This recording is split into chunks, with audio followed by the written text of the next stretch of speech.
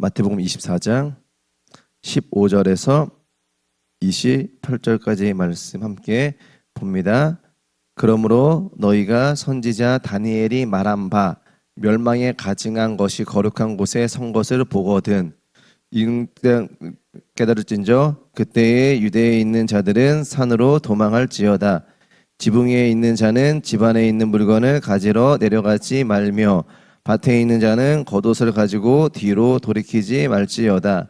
그날에는 아이 벤 자들과 젖 먹이는 자들에게 화가 있으리로다. 너희가 도망하는 일이 겨울에나 안식일에 되지 않도록 기도하라. 이는 그때에 큰 환란이 있겠음이라. 창세로부터 지금까지 이런 환란이 없었고 후에도 없으리라. 그날들은 감하지 아니하며 모든 육체가 구원을 얻지 못할 것이나 그러나 택하신 자들을 위하여 그날을 감하시리라. 그때의 사람이 너희에게 말하되 보라 그리스도가 여기 있다 혹은 저기 있다 하여도 믿지 말라. 거짓 그리스도인과 거짓 선지자들이 일어나 큰 표적과 기사를 보여 할 수만 있으면 택하신 자들도 미혹하리라. 보라 내가 너희에게 미리 말하였노라. 그러면 사람들이 너희에게 말하되 보라 그리스도가 광야에 있다 하여도 나가지 말고 보라 골방에 있다 하여도 믿지 말라. 번개가 동편에서 나서 서편까지 번쩍임 같이 인자의 임함도 그러하니라. 죽음이 있는 곳에는 독수리들이 모일 것이니라. 아멘. 하루의 첫 시간 기도하기에 모인 모든 분들을 주님의 이름으로 축복합니다. 오늘 본문의 말씀은 환란의 구체적인 징조와 그다음에 성도들이 취해야 할 태도에 대해서 우리에게 말하고 있습니다. 먼저 15절 말씀을 보니까 그러므로 너희가 선지자 다니엘이 말한 바 멸망에 가증한 것이 거룩한 곳에 선 것을 보거든. 멸망에 가증한 것, 이것은 무엇을 말하겠습니까? 그러니까 우상 같은 것들을 이야기합니다. 그게 거룩한 곳에 섰대요. 다시 말하면 하나님의 거룩한 곳에 우상이 있는 것입니다. 그러면 이것은요 하나님이 보시기에 가장 싫어할 일들이 앞으로 일어날 것이라고 이야기해요. 그러면은 이것과 동시에 큰 환란이 이스라엘 백성들 앞에 나타나게 될 거라고 이야기하고 있는 것입니다. 그때 어떻게 하라고 이야기하냐면 16절 그때에 유대에 있는 자들은 산으로 도망할지어다. 그러니까 일반적으로 무언가 있을 때 산으로 도망치는 게 일반적이래요. 숨을 곳도 많고. 그런데 예수님은 뭐라고 이야기합니까? 산으로 가지 말라고 이야기를 합니다. 왜 예수님은요 당연히 산으로 가는 게 맞는 건데 왜 산으로 가지 말라고 했겠습니까?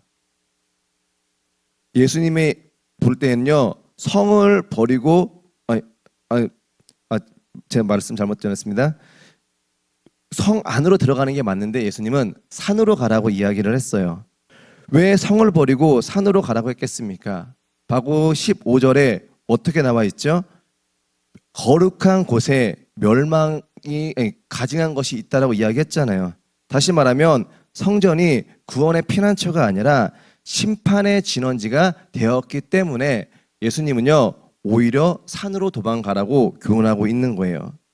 그리고 이어서 17, 18절에 또 이렇게 이야기를 합니다. 지붕 위에 있는 자는 집 안에 있는 물건을 가지러 내려가지 말며. 그러니까 당시 유대인의 집은요 그냥 단층집, 그다음에 지붕이 우리처럼 뭐 삼각형 모양으로 된 게 아니라 그냥 평평한 지붕입니다. 그렇기 때문에 옥상에 있는 지붕 위에 있는 상태에서 밖으로 바로 내려갈 수 있는 계단이 있다라고 해요. 그러면은 문 급한 일이 있을 때 어떻게 하라고? 집에 뭐 금은보화가 있고 보석이 있고 뭐 돈 같은 것들이 있으니까 그런 것들을 가지러 집 안에 들어가지 말고 그냥 즉시 대피를 하라고 이야기를 합니다. 그리고 18절 밭에 있는 자는 겉옷을 가지고 뒤로 돌이키지 말지어다. 그러니까 농부들은 일할 때 더우니까 낮에는 더우니까 당연히 겉옷을 그냥 어디에 벗어두고 일을 하겠죠. 그런데 그 지역은요 일교차가 굉장히 심한 곳이에요. 그렇기 때문에 낮에는 덥지는 모르겠지만 밤이 되면 굉장히 쌀쌀해서 겉옷이 없으면 안 되는 날씨입니다. 어떻게 보면은 생존하기에 꼭 필요한 게 외투예요. 그런데 밭에 있는 자는요, 겉옷을 가지러 뒤를 돌아보지 말라고 이야기하고 있어요. 다시 말하면 옷가지 하나 챙기는 것조차도 할 수 없을 정도로 긴박한 상황이라고 이야기하고 있는 것입니다. 이 세상에 어떠한 재물도요, 생명과 바꿀 수가 없어요. 그런데 많은 그리스도인들이 멸망해 가는 세상의 소유에 미련을 두며 살고 있는 모습들이 너무나도 많기 때문에 예수님은 절대로 그렇게 하지 말라고 교훈하고 있습니다. 우리가 잘 알고 있는 롯의 아내에 대한 이야기 잘 알고 있지 않습니까? 미련을 두면서 절대로 뒤를 돌아보지 말라고 했음에도 불구하고 뒤를 돌아봐서 어떻게 됐어요? 소금 기둥이 되었잖아요. 그 롯의 아내의 모습이 우리의 모습이 될 수 있기 때문에 예수님은요, 정확하게 이야기해요. 무슨 일이 있을 때 그 즉시 행동을 취하라고 교훈하고 있습니다. 그리고 19절과 20절 말씀에 보게 되면 또 예수님의 또 다른 모습들을 엿볼 수 있어요. 19절 봅니다. 그날에는 아이벤 자들과 젖먹이는 자들에게 화가 있으리로다. 너희가 도망하는 일이 겨울에나 안식일이 되지 않도록 기도하라. 아이벤 자들, 그러니까 임산부겠죠. 젖먹이는 자들, 갓난아기를 둔 부모님, 엄마겠죠. 그러면 그들에게도 동일하게 어떠한 환란이 올 거예요. 그런데 20절에 어떻게 기도하라고 합니까? 겨울에나 안식일에 되지 않도록, 그 도망가는 그 날이, 환란의 날이 그날이 되지 않도록 기도하라고 이야기를 해요. 임산부나 아이를 키우는 엄마는요, 그 당시 굉장히 연약한 자들입니다. 자기가 무언가 도망가고 싶어도 제대로 도망갈 수 없는 그러한 사람들이에요. 그런데 왜 그들이 겨울이 되지 않도록 기도하라고 하겠습니까? 이스라엘은요, 기후상으로 겨울 11월에서 2월은요 우기라고 합니다. 우기는요 평소에는 비가 많이 오지 않지만 그날은 당연히 우기이기 때문에 비가 많이 와요. 그래가지고 폭우가 내리면서 새롭게 내천이 생깁니다. 분명히 어제는 여기가 평지였는데 비가 많이 내리면 그 평지였던 곳이 냇가가 돼요.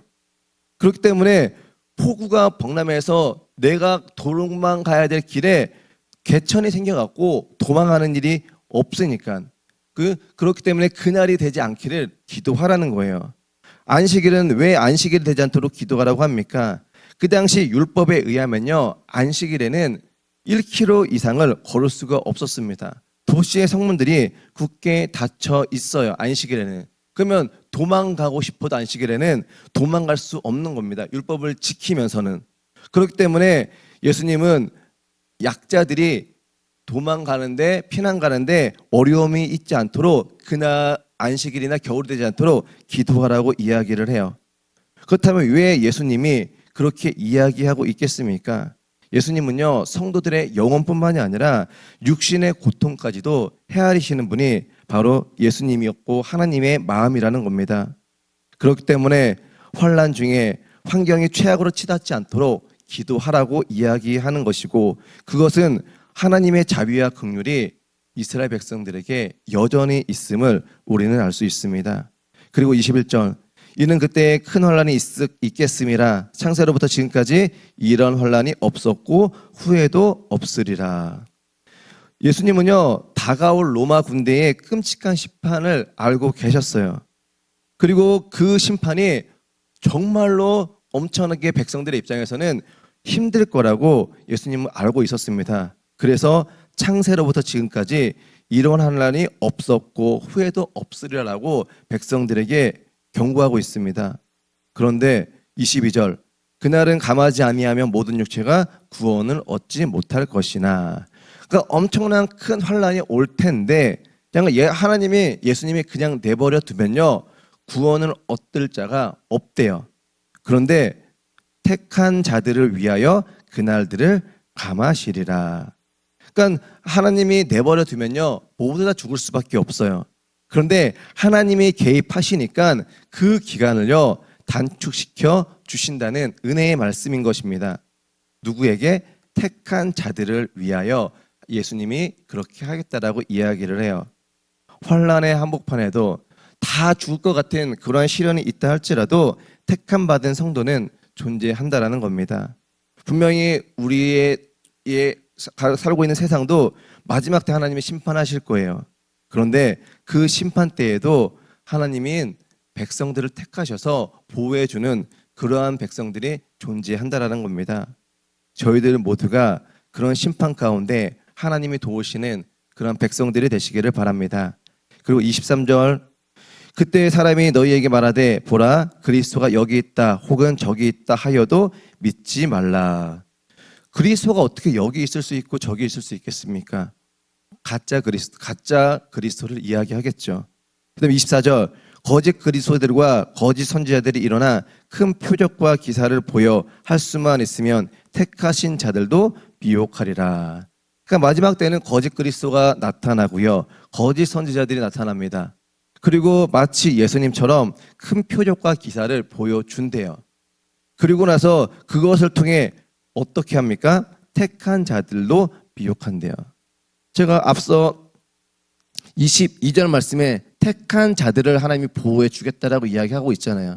그런데 악한 영들은, 사탄들은요, 어떻게 해요? 택한 자들조차도 구원받지 못하도록 미혹해 한다라는 겁니다. 그러면 저희들은 어떻게 해야 되는 겁니까?